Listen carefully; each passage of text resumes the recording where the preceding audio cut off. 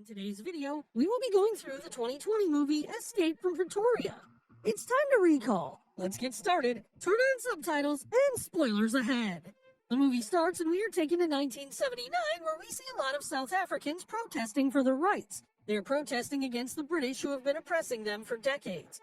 As we see them protesting, the camera turns around and we see many black men lying dead on the ground. It turns out the British are killing the protesters by opening fire on them. We go on to learn that an organization called the African National Congress, or ANC, has been formed, and our main character named Tim Jenkins is a part of that organization. He also has a friend named Stephen Lee. Stephen also happens to be a member of ANC. They are out on the roads to spread the pamphlets of ANC. However, their style of distributing those pamphlets is very different from usual, as we go on to see that they have these pamphlets in multiple bombs and are going to detonate those bombs to spread the pamphlets when they have taken the bags to the locations. Jenkins goes on to tell Stephen that they should get out of there because they have done the job. Stephen, however, says that he wants to stay and see how it goes. This is when those explosives explode and the pamphlets are spread all over the streets. These explosives are not at all harmful to any passerby. Their purpose is to spread the pamphlets to get the message of ANC to the common people. It turns out what they have done is thoroughly illegal and the two are right away arrested by the police. When they are at the police station, Jenkins' girlfriend comes to see him. She gives him some money, some chemicals, and kisses him before she leaves. The two are taken to the court where Tim Jenkins is sentenced to 12 years and Lee is sentenced to 8. Stephen tries to run from the court but ends up getting caught. The two are then sent to a prison called Pretoria, and this prison is, of course, handled by white people. The rules in this prison are really challenging. When they get to the prison, the jailer goes on to tell them that they are traitors to the country, and now they are going to burn in this place. They are escorted to their cell. They go through many doors, and Tim keeps noticing all of the doors, making it abundantly clear that he has no plan of staying in this place for 12 long years. He wants to get out of this place. Tim and Stephen are then locked up in their cells. They share a common wall so they can communicate with each other from their respective cells. When Tim is out for lunch, he goes on to see a man named Dennis. He tells him that he has been imprisoned because of the same crime as Tim. He also tries to raise his voice against the brutality of the oppressors. He then goes on to tell Tim about a few important things about the prison. He shows them a group of men wearing blue shirts, telling him that they are not supposed to sit with that group because the ones wearing the blue shirts are murderers. Tim and Dennis were wearing gray, and they have their own group. The people wearing blue are considered to be the most dangerous ones. Tim then goes on to introduce Dennis to Stephen and tells him that he has been sentenced to 12 years in jail and Stephen got 8. He, however, tells Dennis that they have no plan of staying in prison for this long. The three then go outside for jogging, and Dennis tells them about the structure of the prison. He says that this prison is the most well-guarded prison. The walls are over 20 feet high, and then there is this fence that has been electrocuted. On top of that, the walls are always seen by the guards, and they will not hesitate to shoot. Dennis adds that if they are thinking about digging a tunnel, that would also be a stupid idea, because they're going to keep ending up inside the prison.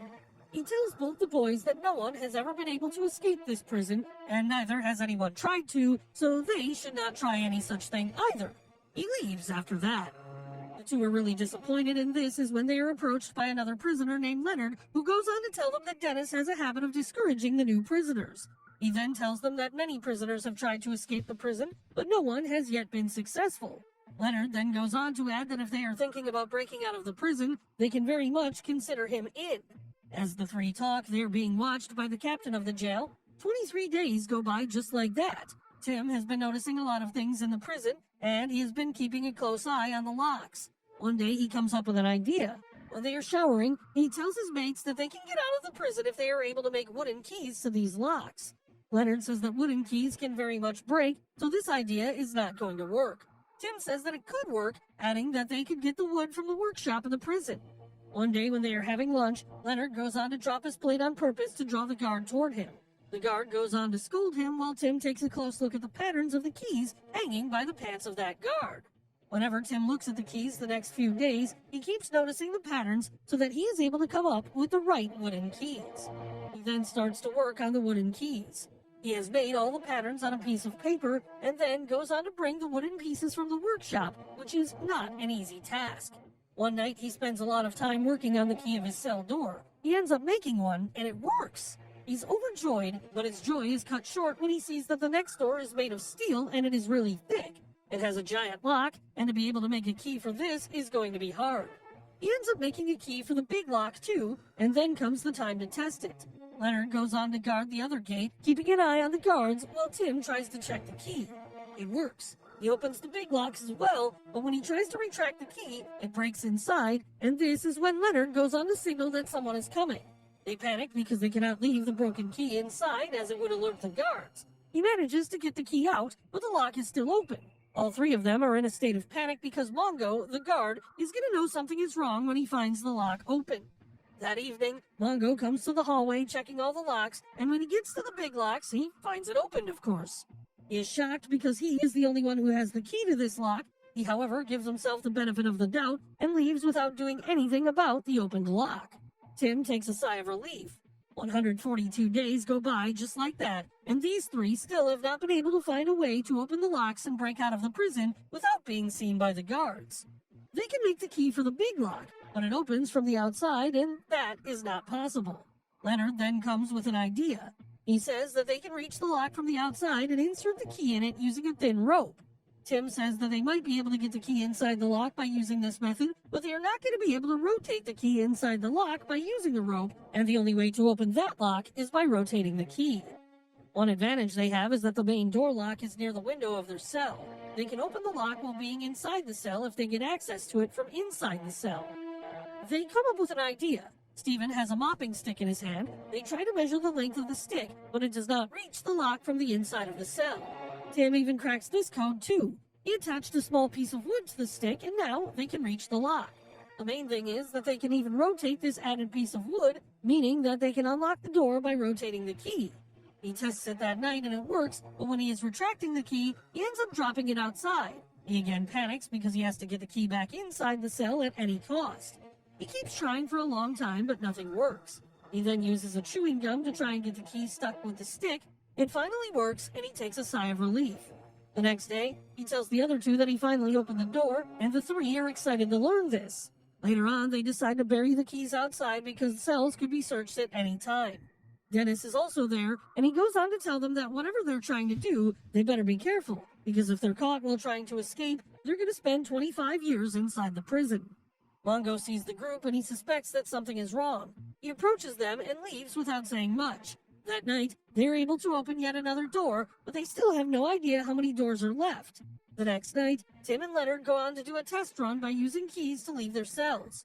They hide in a closet as the night guard walks by. The guard goes on to check the cells to see if all the prisoners are still inside, and when he gets to Tim's cell, we see that Tim has made his bed in a way which makes it seem like there is someone sleeping on it. Leonard has done the same thing. As the guard checks the cells, Tim opens further doors trying to do as much as he can.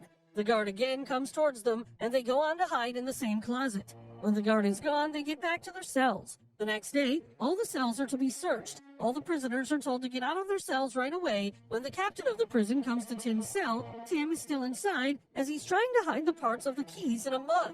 The captain suspects that Tim is up to something. He also gives him a lot of crap for not coming out of prison. He then thoroughly searches Tim's cell.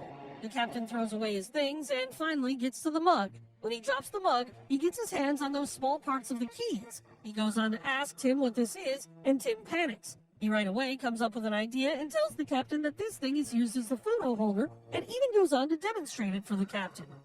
That day, Tim decides that he is never going to bring the keys to his cell again. For the next few days, all three of them come out of their cells every night and check further doors to try and unlock those doors. Tim manages to get a newspaper from another worker in the prison and keeps it with him. They have now discovered 15 doors and happen to have 40 keys. That day, they call Dennis and some other prisoners. They tell them that they have the keys and offer Dennis and the others to join them. Dennis goes on to say that he is not going to join them, but he can help them. That night, Tim manages to give that paper to Stephen. This paper actually contains the whole map of this prison, and they can now try to figure out from which way they can get out. That night, when they leave their cells, they keep opening the doors one by one and keep going forward. When the guard goes to the bathroom, they go on to hurry, but he comes back very quickly. They hide in a cabin, and the guard is seen approaching that very cabin. This is when Dennis goes on to break the bulb in his cell, and it causes all the bulbs to switch off. He then starts calling the guard to repair the bulb in order to buy the other three the time they need to unlock and escape. They now have the biggest challenge in front of them. They are in front of an electric door which can only be opened in the guard's room. Leonard manages to get inside the guard's room and opens it. Then comes the final door. They try all the keys, but the door does not open. Leonard then goes on to break that door. It makes a lot of noise, but no one hears it, and the door is broken. They wear other clothes so they are not spotted as prisoners. The main gate of the prison is open already.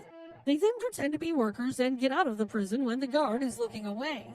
When they are walking on the street among the other people, Longo is there, but he does not see them. When they are a little further away from the prison, they start running and get out of there. They then take a taxi. The three have a sigh of relief as the driver drives them away from the prison. The three are overjoyed, and Tim has tears of happiness in his eyes. That morning, when Mongo goes to the cell to unlock it, he is shocked to his core when he does not find them there, while Dennis and the other prisoners laugh at him. The three shout as they exclaim their joy. They cross the border and then make it to London, where they yet again go on to join ANC. Dennis is also released from jail in 1985, and he is able to see his family too. Tim's girlfriend is also arrested and kept in custody for 9 days, but Tim never goes to see her. With them free from prison, the movie comes to an end. Thanks for watching. Please like, subscribe, and click the bell icon to get new movie recaps.